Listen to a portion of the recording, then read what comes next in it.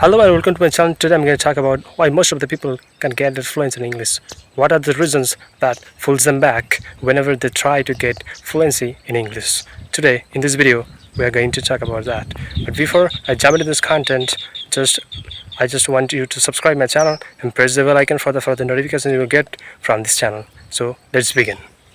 So there are a lot of reasons for that, but today in this video I'm going to share topmost reasons. First reason is lacking consistent practice.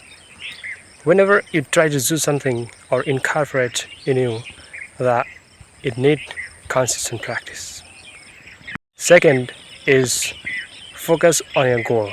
What's your goal? Just don't forget what is your goal and why you need to have these English speaking skills.